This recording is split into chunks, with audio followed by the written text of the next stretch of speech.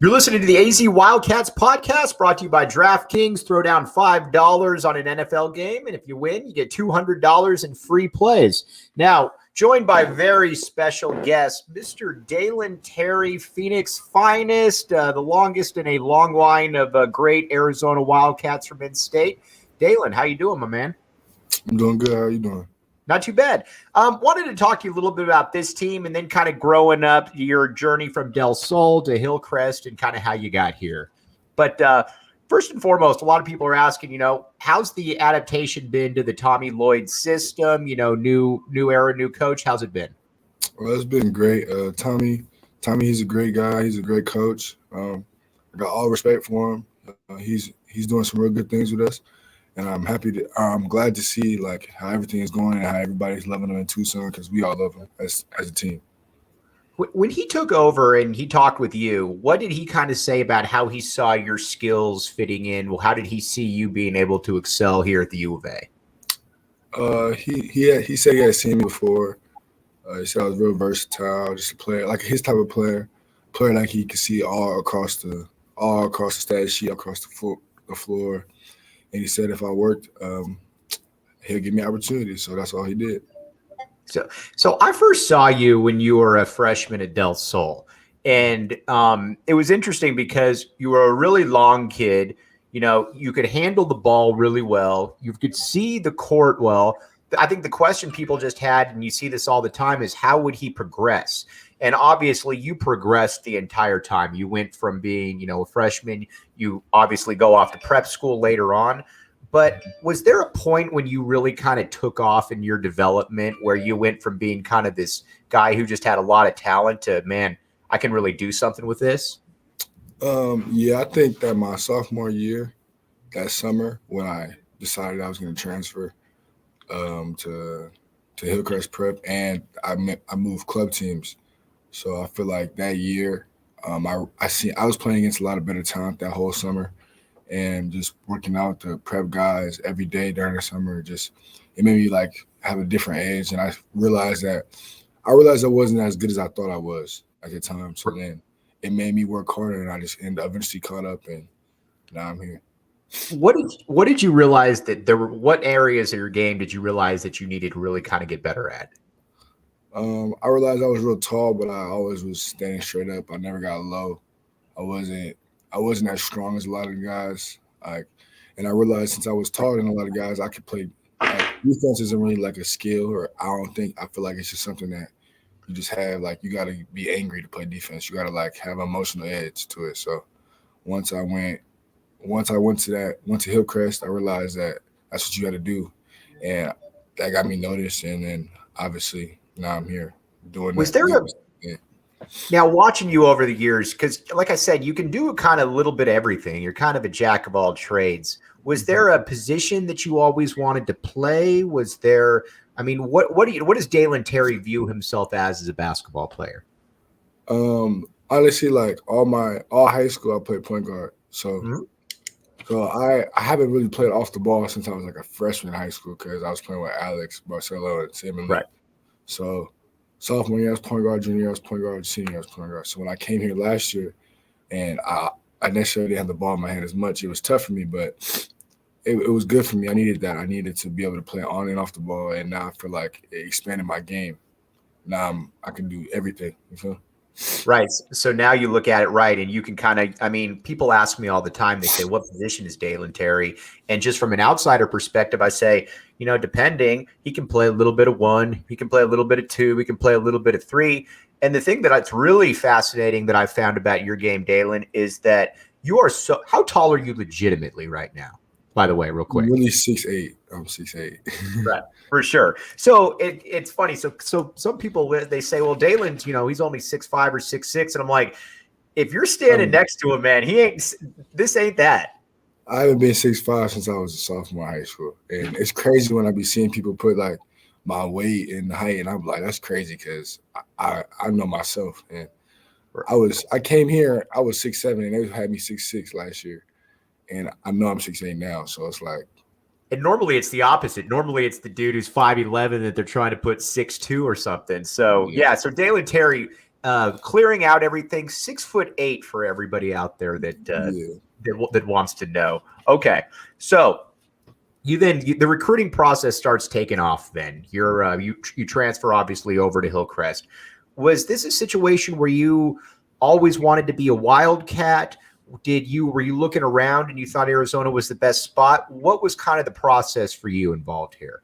Obviously, like being an Arizona kid, Arizona still is like one of the best schools in the West Coast. So it's like, to me, like as a kid, Arizona was like the Duke of the West Coast.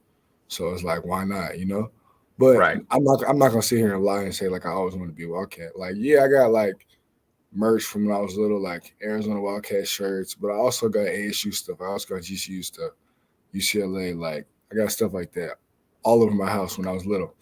Right. Obviously now it's all Wildcat stuff, but I didn't get recruited here until like late. So it was like once I got to like my senior year or my junior year, the whole staff came on me real hard, and it was a no-brainer once they showed how much they loved me because it wasn't really hard. Obviously, I was looking at other schools, but it wasn't. I'm gonna just say it wasn't really hard for them to get me. Right. It was. I remember a quote from Richard Jefferson when he was being recruited, and he said, "I'll be honest with you." He said, "A lot of Phoenix kids don't dream of going to Tucson, but the closer you get, if they show you love and you look at the basketball program, then it kind of becomes a no-brainer." So that was that kind of the way it was for you? Exactly.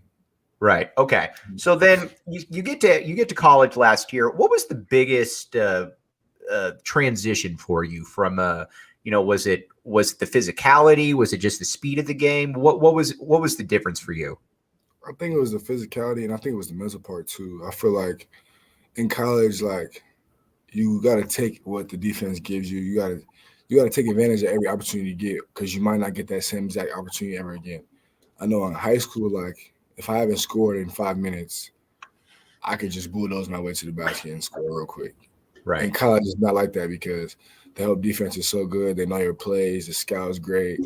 They have a player that's just focused on you for a whole week, so like they know your game. So I realized in college, you got to take what the defense gives you and take every opportunity that comes to you. And I feel like this year we only had one game, but I noticed it already. Now, is there anybody you pattern your game after growing up or now? I mean, I've always been a Kobe Bryant fan, but I don't think I pattern my game after him. Lately, I've been watching a lot of I used to watch Sean Livingston and Penny Hardaway because those were big guards. Right. I played point guard in high school, and then now I'm watching like just younger, like crafty guards like Nashawn Highland, Davion Mitchell. I watch Kevin Durant too. Right. I watch a lot of guys. Like I just take a lot of things from a lot of people, but I feel like I'm just myself. Okay. So, right. Fantastic. All right. So this year's coming, and Tommy Lloyd's talking about how he wants to play. He wants you guys to get out and run. He likes a lot of positionless basketball. What was kind of the, going into practice and everything, what was just kind of his pitch to the team and about how he wants you guys to be able to play? Just how you said it, play fast. And he want everybody to be like, I see like when you guys watch this, like it's not really like, yeah, Kerr, Justin brings the ball up, but I'm coming off a ball screen. Ben's coming off a ball screen. Whoever's coming off a ball screen. So it's like you don't even know who's going to get the ball when. It's just how the offense flows. It's just all so fast. And when the other team scores on us, we just get the ball out and we already know what to do. Because I feel like we practice like that for so long that it's like accustomed to us now. One of the first times I saw you, you're built a lot kind of like Rondé Hollis Jefferson was when he was at the U of A, and he kind of turned into that defensive stopper. Has Coach talked to you about being that kind of guy that can, with your size, as we've talked about, you're 6'8", not 6'6", that you can guard a big, you can guard a wing, you can kind of be that guy that guards a lot of different spots. Yeah, this year I already embraced it myself. Like I know like that's the role that I want to be in. Last year the staff compared me to him like at the end of the year, like that's the type of player you can be. And I honestly like at first I didn't like it, but then now like once I really like realized who Rondé was and players like that and that type of era, I'm like, you know what, that is somebody that I can really like be like and just in my own way. So then now I like the challenge of the best player, whoever's getting off, I want to guard. So.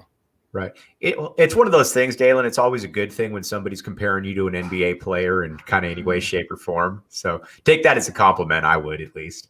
Yeah. Yeah. All right. Real quick, because I was going to ask. I used to work with their father. What's it like living with Luke Rosenblatt? How about that for some inside talk right there? Yeah. How did you know that? It's interesting. Luke is all over the place. Sometimes he don't even be at the house, but then he'll come out of nowhere and just come back at the house. And he always is working out. Like if there's ever like a manager that works out with me the most, it's always Luke. That's one of the reasons why like I wanted to live with him, because I know I work out a lot and I know he likes to work out. Like he embraces stuff like that. So yeah.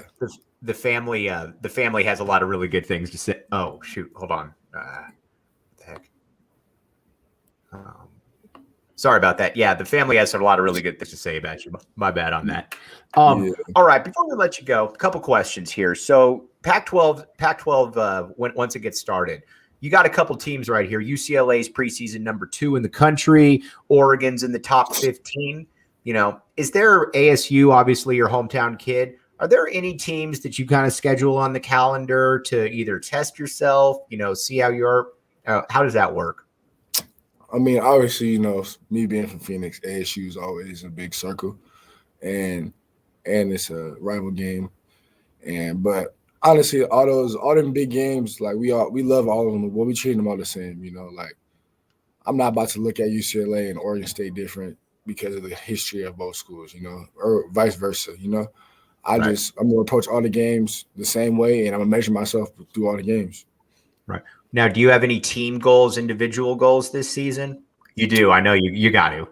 Yeah, I got team goals. Obviously, I just want to win, man. We haven't, obviously, with the postseason ban last year, we didn't get to go to the Pac-12 tournament, and it was just like, dang. Seeing a team like Oregon State that we beat last year win was like, dang, like we could have been in there. So I'm just excited to get it to the Pac-12 tournament and actually play in the postseason. So I just want to win, like literally. Okay. What about individually? Man, I just want to play better than I ever played before. I play best basketball I ever have before. I don't really got no like things I really want, but I'm gonna just let all of it come to me. Great, Dalen. We can't thank you enough for your time, and I know you got some stuff to do now, but we really appreciate you hopping on the podcast, my man. Yep. Thank you. Okay. We'll talk to you soon, buddy. Thanks again. Best of luck this season. And that's the cool thing about having a guy like Dalen Terry on here, is that you get to kind of see a behind the scenes aspect of to what he brings, because this is a kid that has a little bit of a different background, and we'll get to that here in just a second. Always want to remind you about DraftKings. Best thing about DraftKings, though, is that you put down $5, you get a $200 free play if you win your NFL bet. And so I did it. I've made a little bit of money. A lot of people out there have made some money. Don't be late. Hop on there, do it. And you know what?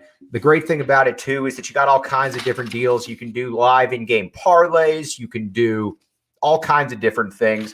If you do have an issue, you can call 1-800-NEXT-STEP. New customers only. Minimum $5 deposit, $1 wager. Eligibility restrictions do apply. See DraftKings.com/sportsbook for details.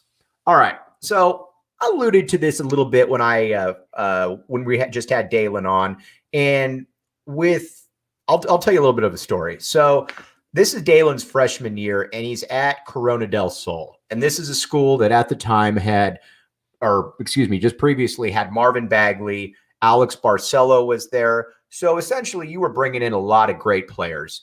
And I got a kind of a tip that there was this kid named Dalen Terry, who was a freshman who was kind of all arms and legs, but he had some potential. And so I go and I watch the game, and I believe they were playing Marcos Deniza. Don't quote me on that. And the thing that immediately stuck out to me was that this was a player that you could just tell he had God-given gifts that a lot of kids didn't. And again, he was 6'4" at the time, but you could tell he was going to be a great defensive player. He was a little bit raw offensively. And so that was my question, because you see a lot of players at that stage that are very good defensively, or they have that ability, but you also wonder, are they going to be able to progress offensively? And with Dalen, that was the question. And so I don't watch him his sophomore year. I see him his junior year, and you could tell that this was somebody that was going to be able to make some money playing basketball, whether that's in the NBA or overseas, because not after seeing him, his handle was much tighter. His passing, his everything about his offensive game just shouted out top 50 national player. And if you're a top 50 national player, then you're probably going to have a real shot at making some money out there. So, and then I see him his senior year. Same thing. He looks just like a different player all in all. And fast forward here to the U of A. And I think that's what's exciting for a lot of fans, is that he has developed, and he's developed before our eyes. And I think he's going to fit in perfectly with this team. Anybody that watched the exhibition against Eastern New Mexico knows that he's going to be able to guard a multitude of positions. The shot isn't great. I'm not going to sit here and pretend that he's a perfect player. The shot isn't great. They've worked on the shot, though, and I think that's something that he's going to be able to continue to improve upon. But he's just got a lot of God-given gifts. And he talked a little bit about how, he didn't love comparisons. And when the coaching staff threw out Rondé Hollis-Jefferson, he didn't like it at first. But I think that's a template. I think that's a guy that he could really pattern his game after, because Rondé was built a lot like him. Rondé, not a great shooter, but had a head for the game, great passer, cerebral with the ball. And that's what I think is a little bit different about Dalen than almost anybody else on the team. And we're going to talk about the rest of the guys on that team and about how Dalen Terry fits in just a second. But the great thing here at the AZ Wildcats podcast is that we get great guests. You got Dalen Terry. We've got Benedict Mathurin in the past. We've got Stan Berryhill. Jay Dobbins came on, American Hero. Basically, we get a lot of really cool dudes on here. And Dalen is obviously one of those guys. So make sure subscribe to the channel, AZ Wildcats podcast, and check out Go PHNX. They're doing great stuff over there with the Phoenix Suns, the Arizona Cardinals, everything, the ASU Sun Devils. You should be checking out right now, especially with everything going on with the Suns. You should be checking out, Go PHNX, because of everything that they've got going on. Now, before we let you go, and again, this is going to be a fun week because we got basketball. We got basketball coming up here, and what's going to be fun is that we got a football game Saturday, then we got basketball Tuesday, and a bunch of stuff that's going to be very enjoyable. But let's just talk about this team a little bit before we sign off. And I think Dalen Terry encapsulates what you're looking for. He is kind of the epitome of positionless basketball.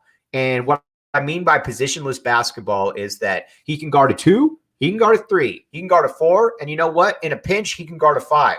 Now, he's still a thin guy for sure, but he's not rail thin to the point where a big man's just going to look at him and say, okay, get out of the way, I'm going to dunk on you. That's not really where Dalen Terry's game is at this point, because he's progressed physically. Chris Rounds has been able to be in there with him, and I think that's where he was going, if I'm not mistaken, right after this interview. And we'll give Dalen a pass on that, because you know what? Chris Rounds is the best man in the business doing what he needs to do. But look at the team they're going to be throwing out there. Dalen Terry, going to be able to guard anywhere 2 through 4. Benedict Mathurin, going to be able to guard anywhere 2 through 4. I had some questions about Georgia transfer Justin Kier, but guess what? He's another guy going to be able to guard both spots on the wings. And when you've got players like that, it gives Tommy Lloyd, a guy who wants to get up and down, it gives him a lot of flexibility that a lot of coaches might not have. And I think what's a little bit different about the Tommy Lloyd era is that Tommy Lloyd is going to be the guy that is going to let his guys go. And you could tell that during their exhibition game that when a guy made a mistake, you know what? I'm not taking you out of the game. I am going to talk to you about it because I don't want you to do that again. But there's a reason, though, that you are on here, and there's a reason that I have you out there on the court. And Dalen Terry, I think, is the epitome of that. So you throw in those three wings. You got Kim Aiken as well, who, as a big man, is going to be able to guard maybe the 3, the 4, certainly. He's already shown that he's a good three-point shooter. And so those guys right there, Pelle Larsson's coming back. We haven't even seen him yet, but he's been cleared for full contact, the Utah transfer.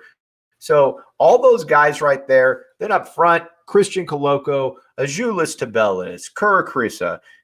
There's a lot to like about this team. And I've gone on record, and I think that this is a top 25 team. And you know what? I would probably hop on. I don't know what odds there are right now, but you should be looking at those odds whenever they come out. DraftKings Sportsbook, see if there's any team over-unders, because college hoops is right around the corner. We're in the middle of the NBA season right now, and you got football, obviously. Talked about it. Throw down $5. You get $200 in free plays if you win that first bet. So there's a lot to go on here. By the way, as you know on this show, we back the A. I like Arizona to cover the double-digit point spread against California this week, and it's a little bit of an early game. I think Cal might be taking Arizona a little bit lightly. So there is my DraftKings pick of the week for all the people out there that I know are demanding that. But I can't thank everybody enough out there for listening. We're going to be back with you. We're going to be back with you on Saturday post-game show. We got a special post-game show. Mr. Ben White is in town, and he's going to be in here breaking some stuff down. Anthony's going to have the day off. And then Tuesday, Schuster and I will be back. We're going to break down everything you need to know about the first game of the season with NAU. And as always, appreciate you keeping it on the AZ Wildcats podcast. Check out Go PHNX. Hit subscribe. We're not going anywhere. And we'll be back with you Saturday, immediately after the Arizona Cal game, hopefully talking about a losing streak that is in the past. You've been listening to the AZ Wildcats podcast.